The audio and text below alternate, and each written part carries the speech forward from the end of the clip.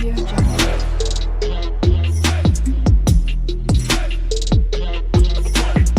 Audio Jungle. Hi friends, welcome back my channel தேன்கூடு சமையல் with me Thenmozhi Shankar. இன்றைக்கி வந்து பார்த்திங்கன்னா நம்ம சேனலில் இட்லி பேட்டர் தான் அரைக்க போகிறோம்.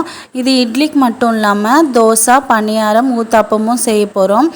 சாஃப்டான இட்லி, கிறிஸ்பியான தோசை சூப்பராக வருங்க.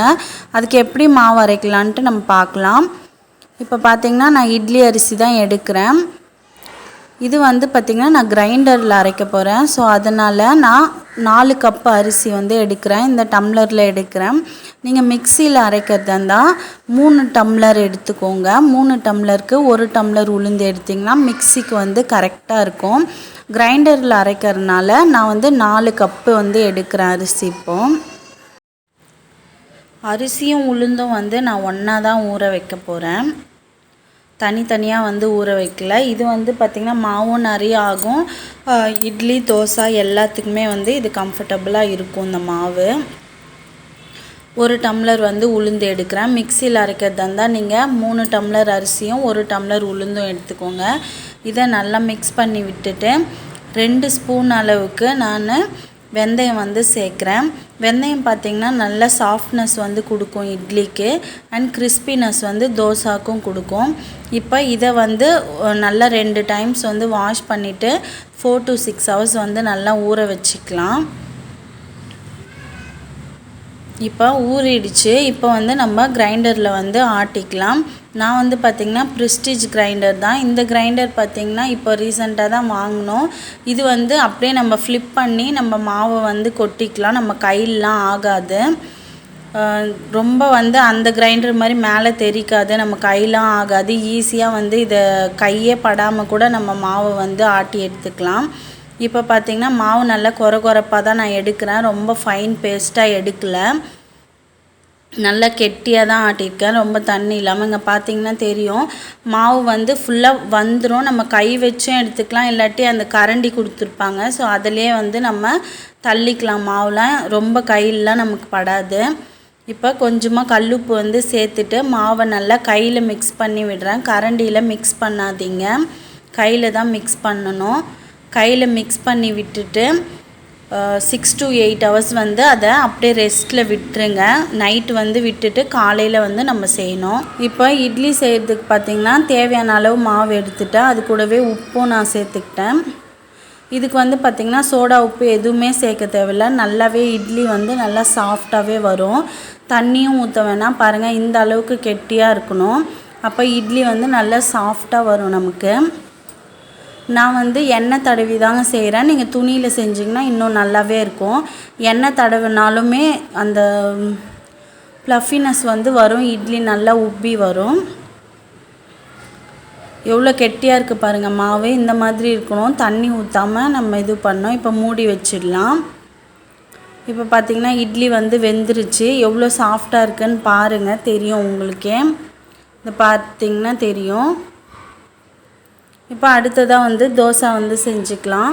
தோசைக்கு பார்த்திங்கன்னா வெங்காயம் தடவி நல்லா கல் ஹீட் பண்ணதுக்கப்புறமா வெங்காயம் கொஞ்சமாக எண்ணெயில் தடவி நல்லா தேய்ச்சி விட்டுருங்க. தேய்ச்சி விட்டிங்கன்னா உங்களுக்கு வந்து தோசை கல்லில் ஒட்டாமல் நல்லா பிரிஞ்சு வரும். நான் வந்து தோசாக்கும் கெட்டியாக தான் வச்சுருக்கேன் பாருங்கள் மாவு. ரொம்ப தண்ணிலாம் ஊற்றலை. தோசை மாவு தண்ணியாக இருக்கணும்னுவாங்க, ஆனால் தண்ணியே ஊற்றலை. நல்லா இந்த மாதிரி கெட்டியாகவே ஊற்றுங்க. அப்போ உங்களுக்கு கிறிஸ்பியாக வரும் தோசை. கல் நல்லா சூடானதுக்கப்புறமா மாவு ஊற்றுங்க, அப்போ தான் நல்லாயிருக்கும். தேய்ச்சி விட்டுட்டு நீங்கள் மீடியம் ஃப்ளேம்லேயே குக் பண்ணுங்கள். ஹை ஃப்ளேமில் குக் பண்ணிங்கன்னா மாவு வந்து தோசை நல்லா கிறிஸ்பினஸாகவே வராது உங்களுக்கு. இப்போ ஆயிலோ இல்லை நெய்யோ வந்து சேர்த்துக்கலாம். இது முருகலாகி அப்படியே பிரிஞ்சு வரும். நீங்கள் பார்த்தீங்கன்னாவே தெரியும். அப்போ தான் வந்து தோசை நல்லாயிருக்கும். இது பாருங்கள், வெந்து நல்லா அப்படி தனியாக பிரிஞ்சு வந்துருச்சு பாருங்கள். கரண்டியை போட்ட உடனே அப்படியே வந்துருச்சு பாருங்கள். இந்த மாதிரி சூப்பராக கிறிஸ்பியாக வரும் நமக்கு. எண்ணெய் நல்லா தேய்ச்சிட்டு கல்லை சூடு பண்ணிவிட்டு மாவை ஊற்றுங்க.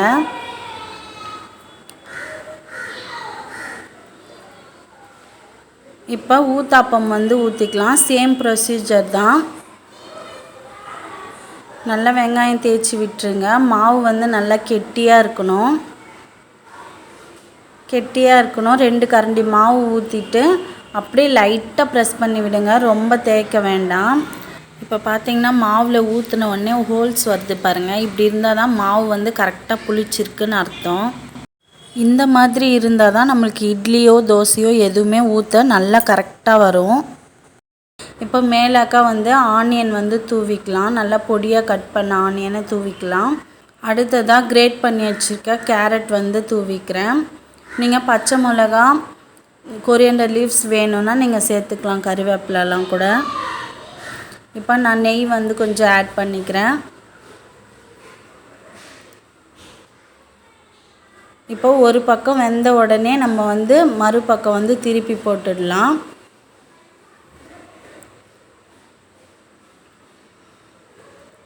இப்போ சூப்பரான ஊத்தாப்பம் ரெடி ஆயிடுச்சுங்க. அடுத்ததான் நம்ம பணியாரம் செய்ய போகிறோம். கார பணியாரம் எப்படி செய்யுதுன்னு பார்க்கலாம். இப்போ மாவு வந்து அப்படியே கெட்டியாக தான் எடுத்துருக்கேன். நான் வந்து தண்ணி ஊற்றலை. மாவு எப்படி அரைச்சோமோ அதே மாதிரி தான் எடுத்துக்கிறேன். உப்பு வந்து தேவையான அளவுக்கு சேர்த்துக்கோங்க மாவுக்கு. அடுத்ததாக கொஞ்சமாக வந்து சோடா உப்பு சேர்க்குறேன். நீங்கள் வேணான்னாலும் விட்டுடலாம். நல்லா அப்போ தான் நல்லா உப்பி வரும். ஸோ அதனால் சேர்க்குறேன். மாவு இந்த மாதிரி கெட்டியாகவே தான் இருக்கணும். இப்போ கொஞ்சமாக ஆயில் விட்டு தாளிச்சிக்கலாம். சில பேர் வந்து வெங்காயம்லாம் தாளிக்காமல் அப்படியே முழுசாகவே போட்டுருவாங்க. அந்த மாதிரி போடுறத விட இந்த மாதிரி போடும்போது நமக்கு வந்து டேஸ்ட் வந்து நல்லாயிருக்கும். இப்போ கடுகு போட்டுக்கலாம். கடுகு வந்து பொரிஞ்சதும்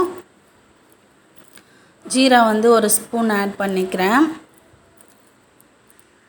இது ரெண்டும் நல்லா பொரிஞ்சதும் கடலைப்பருப்பு வந்து ஒரு 2 ஸ்பூன் அளவுக்கு ஆட் பண்ணிக்கலாம். உளுத்தம்பருப்பு ஆட் பண்ணிக்கலாம் 2 ஸ்பூனு. மாவுக்கு ஏற்ற மாதிரி ஆட் பண்ணிக்கோங்க. நான் வந்து கொஞ்சம் மாவு தான் எடுக்கிறேன். ஸோ அதுக்கேற்ற மாதிரி ஆட் பண்ணிக்கிறேன். இதெல்லாம் நல்லா வந்து கொஞ்சம் ப்ரௌன் ஆகட்டும். ஆன உடனே ஆனியன் வந்து ஆட் பண்ணிக்கலாம். இது எல்லாமே ரொம்ப வதங்கணும்னு அவசியமே இல்லை. லைட்டாக அந்த ஆயிலில் வதங்கினா போதும். பச்சை மிளகா வந்து ஆட் பண்ணிக்கலாம். இது ரெண்டுமே பார்த்திங்கன்னா நல்லா வதங்கணும்னு அவசியமே இல்லை. லைட்டாக வந்து அந்த கலர் சேஞ்ச் ஆனாலே நமக்கு போதும். ஏன்னா அது ஆல்ரெடி வேக தான் போகுது. ஸோ அதனால் வேண்டாம்.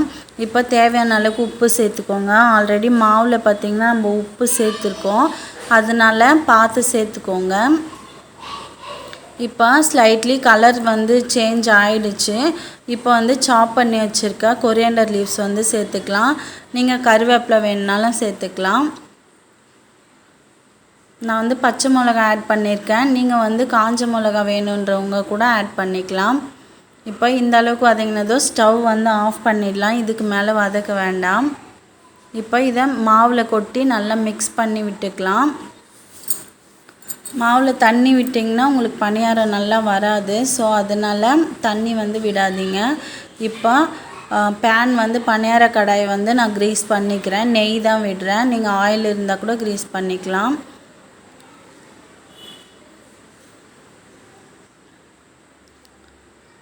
கல் நல்லா சுட்டதுக்கப்புறம் ஊற்றுங்க மாவை. அப்போ தான் வந்து நமக்கு நல்லா வரும். பச்சையாகவே ஊற்றிட்டிங்கன்னா அது சுட்டு மாவு வந்து ஒரு மாதிரி ஆகிடும். இப்போ மாவு வந்து எல்லாம் ஃபில் பண்ணிக்கலாம். லோ ஃப்ளேம்லேயே வச்சு செய்யுங்க. மூடி போட்டுடலாம். இப்போ ஒரு பக்கம் வந்து வெந்துருச்சு. நம்ம இன்னொரு பக்கம் திருப்பி விட்டுக்கலாம்.